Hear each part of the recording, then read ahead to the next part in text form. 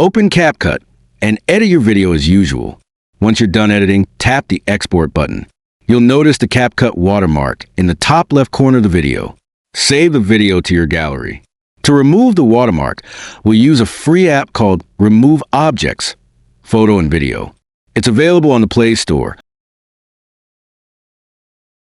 Open the Remove Objects app.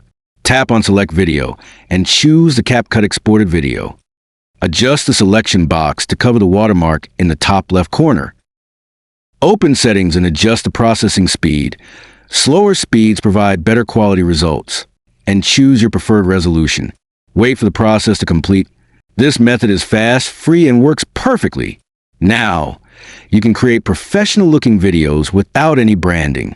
If you found this helpful, smash that like button, drop a comment below, and don't forget to subscribe for more awesome tricks. See you in the next one.